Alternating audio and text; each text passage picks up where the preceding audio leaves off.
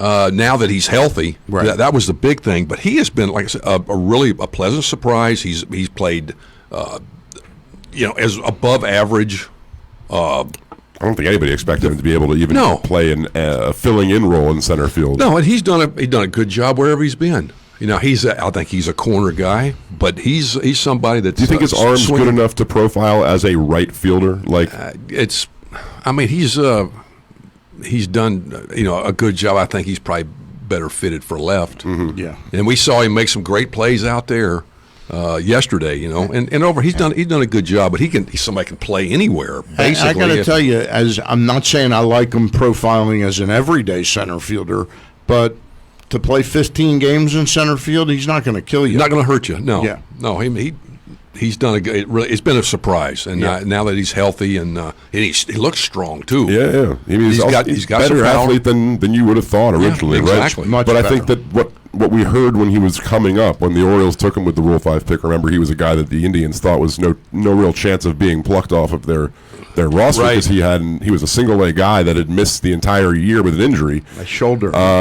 He was a guy which was a blessing to get. Correct. But at the time, it was a costly roster spot because the Orioles were trying to contend at the time. So it's something that you could say was good now, but at the time, I don't know. But even still, he was thought to have had a good batting eye, had drawn comparisons to Victor Martinez as his approach at the plate, which is something that the Orioles have never really had with on-base percentage. Really.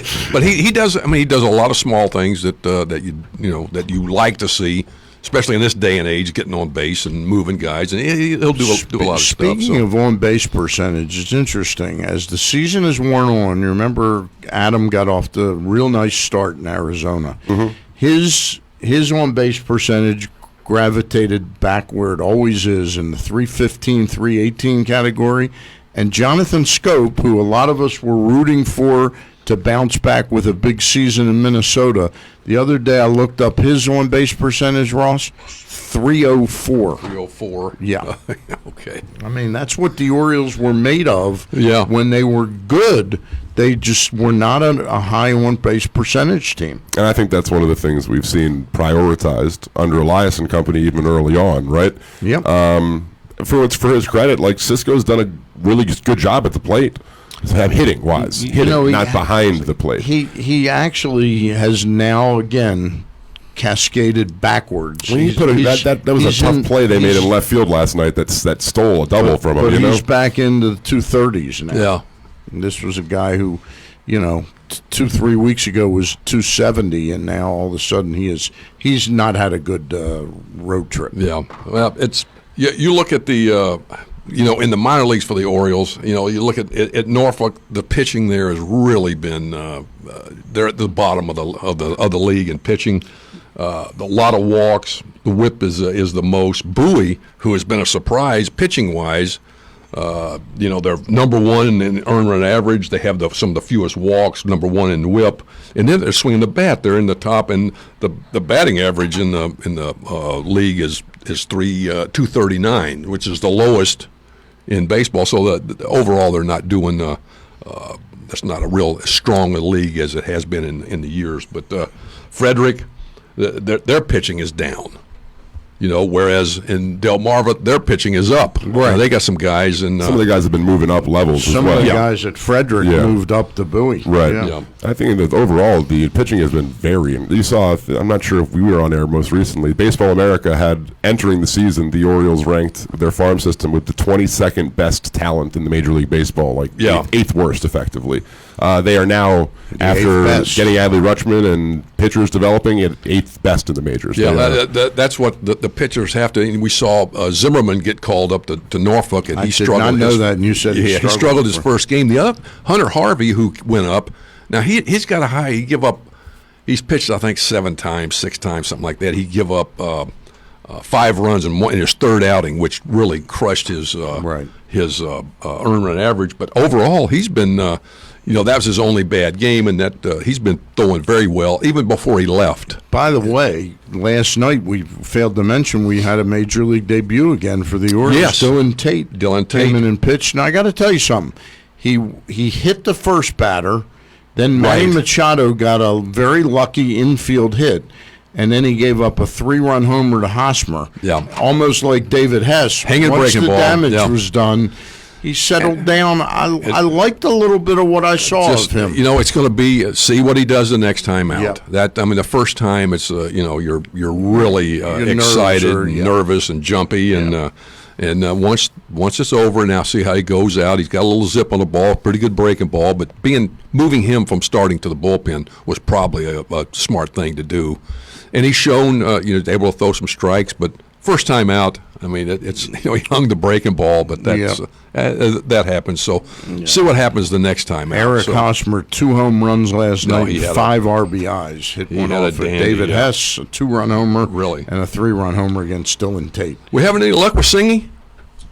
He responded to my text saying, yes, he's still available, yet he is not answering his phone. So it's a nice little game of phone tag at the moment. Let's see what the. I tried to get him the landline, so hopefully if he buzzes in, he buzzes in. But at this point, Yeah. I've done this enough to not You've be done holding your- my breath at the You've done moment. your You know? thing. All right, But I mean, hopefully we'll be Sometimes able you do to. have to just move on move on. That's what I got. I believe. Let me just make sure. Yeah, same number. There we There go. we All right. Speak of the devil. Speak of the devil, he's ringing. Well, I'm interested in what his take is on the trade market for the Yankees, what they may try to do. I know they got several guys. They just Sabathia went on the DL, and they got several other guys. So there's some interesting stuff. So we have Singy on the line. Singy, you there, buddy? Yes, I am. How you doing? Good morning. Great. Thanks for being with us, man.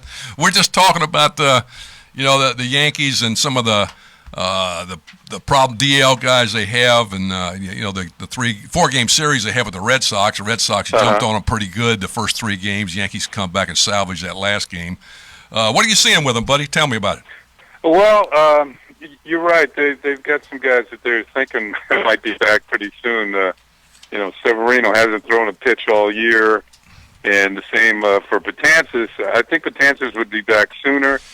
There's talk that Luis Severino, who's certainly one of the better pitchers in the league, might come back in a bullpen role. So also Jonathan Loizaga, a young right-hander who's got pretty good stuff. He seems to be coming along pretty well, and they've got all these guys slated for the bullpen. In a way, I think they're getting ready for the postseason, which leads me to believe their starters, they're going to ask them to maybe go 4 innings. Yeah. And if they have the lead, then they're going to go to the bullpen if they have all these guys lined up. It should be very interesting postseason for the Yankees. Of course, they've got a pretty good cushion in the Eastern Division, and I don't see them giving that up, although they've got a lot of games left with the Red Sox. But they can score. There's no doubt about that. They can score runs, and I was happy to see them salvage the final game of that series. Or else, they had a day off yesterday, so they get a little momentum as they come back home. They're going to play the Diamondbacks. Yeah, it looked like Sabathia went on the DL. How long is he's going to be out, do you think? Yeah, that's the second time he's been on it this year with the right knee inflammation, and that knee has been giving him problems. Eventually, he's even mentioned the fact that he's going to need knee replacement. This is going to be interesting with him. There's a lot of people feel that he shouldn't come back until it's really, really healed. And he's been getting tattooed lately too, just like the rest of the starters. They haven't been pitching well, so there's some concern here. There's been talk about the Yankees making a deal for a pitcher, but Brian Cashman, the general manager of the Yankees, said that the price is too high, that he doesn't want to give up his top flight prospects for deals. And I heard something this morning that when you make a deal I think it's since 2013, and you make a deal and you get in the deal major league players at the deadline, Right. and you trade prospects, that only 20% of the prospects that have been dealt since 2013 have spent at least 2 years in the big leagues. So That's over 6 seasons, yeah. Yeah, Yeah. so that's amazing that you're taking these young guys that you don't know, and most of them don't make it anyway. So there's maybe that's the reason why some of these teams are really holding out for the top flight guy. Yeah, it looks like that they were talking. I know the Yanks, the rumors, possibly moving Andujar. Is that and the one of the pitchers, Garcia, I believe, is he's their best Garcia, prospect. best guy. Garcia, yeah. Yeah, Garcia hasn't pitched in the major leagues yet, although I think he's just 20 years old and he's pitching at AAA. So the Yankees have moved him quickly, and in a way, it might be just to increase his trade value. Although he's pitched well enough to be in AAA, if you understand what I mean. Most of the guys that age, or maybe at tops in AA. Let me ask. Now he's in AAA, and maybe the thought is that we can increase his trade value and get something that we really need, and get that pitcher that they need. As far as Andujar is concerned, of course, he's recovering from shoulder surgery. He won't be back till next spring. But, I thought he should have been Rookie of the Year last year. He drove in 97 runs. And he's definitely a trade chip because of the way that Gio Urshela has come along for the Yankees. Urshela is a much, much better defender at third. In fact, one of the best in the league.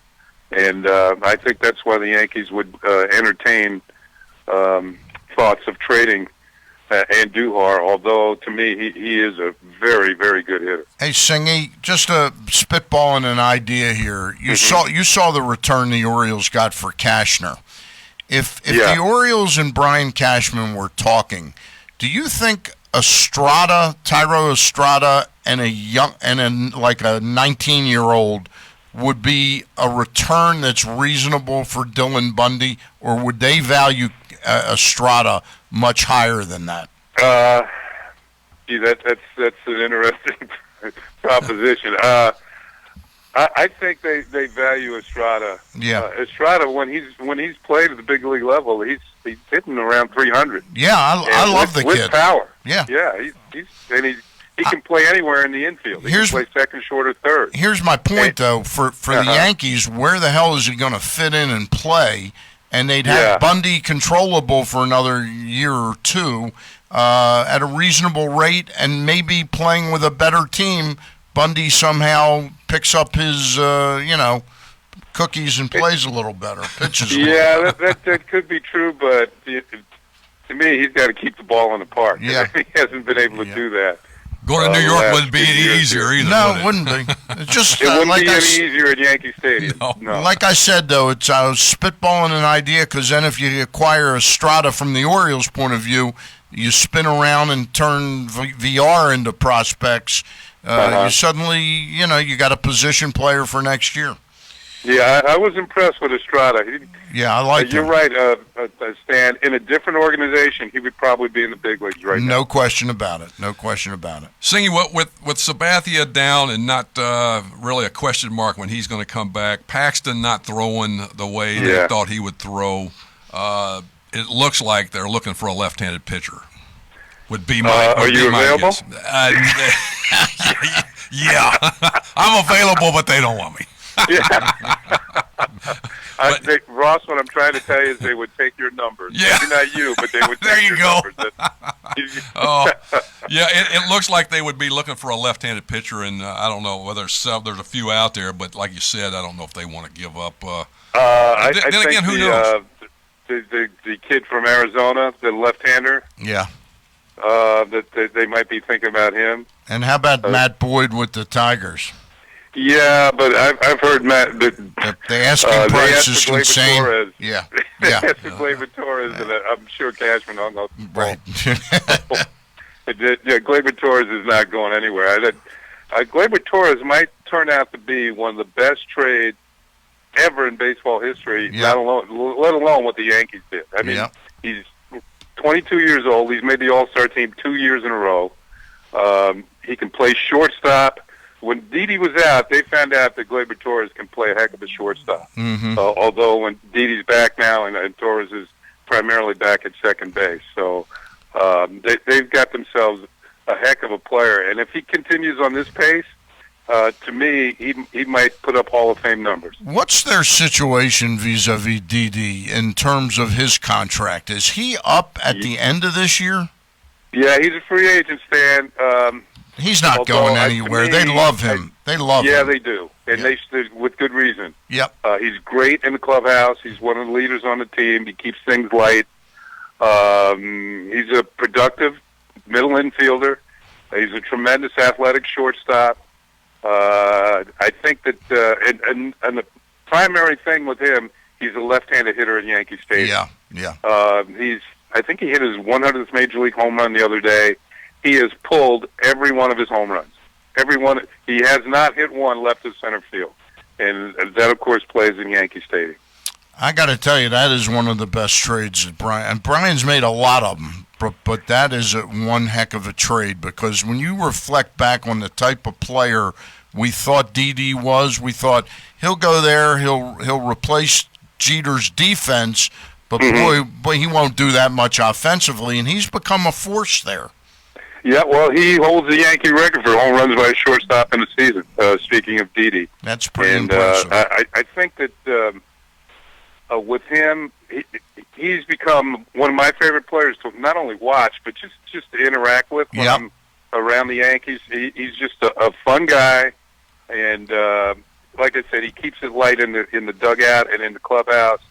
And this sort of thing where they lost 3 out of 4 in Boston. If you notice, when they won that 4th game, who came up with a big hit? It was him. He hit the home run off of Chris Sale, no less, a tough lefty.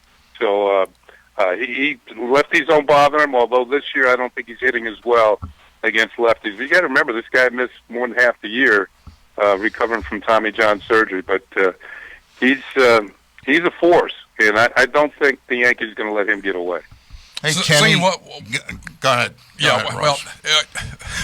One last thing. You are when do you go back to work? When the Yankees come here. The Yankees will be here on August the 5th, 6th and 7th, and that's when I'll be playing. Yeah, I'll be working. Yeah, you haven't been working for a while, have you? No, I've been off. I've got a good schedule. I know. Has Michael K's situation with the throat surgery, has that impacted you at all? Did they try and get you to work more, or how? Yeah, I did go up to New York and do a series, a 4-game series against the Rays, and I know they were happy because the Yankees won 3 out of 4. So, but they have another young guy, Ryan Rucco, who lives in New York. So he's available to do these games. And it's funny you asked me this because my boss, I talked to him the other day, and he asked me about coming back next year. Yep. They're not letting you go. On your schedule.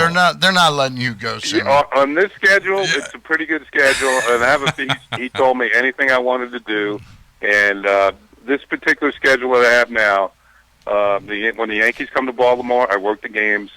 When the Yankees come to go to Tampa Bay, I work the games because, as Ross knows, I have a house down there.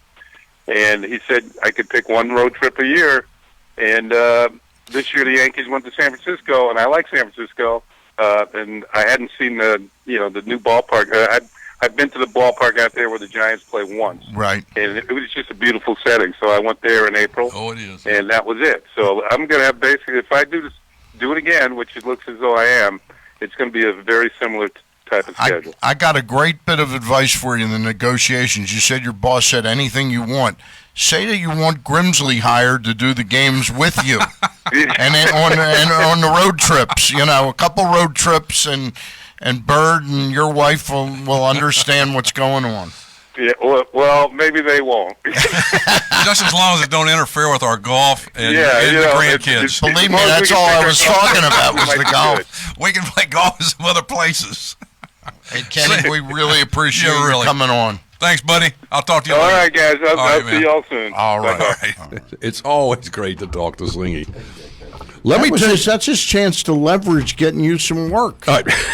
He could get you 20 games. He goes, I'll come back next year if you bring Grimsley. That's all he wanted to do was 20 games so he could go to the places he went. He had a great gig. Yeah. And like he said, he wants to spend more time with his grandkids. He wants to be around here, play golf down in Florida, too. Yep. So anyway, let me tell you a little bit about Baltimore's favorite bar.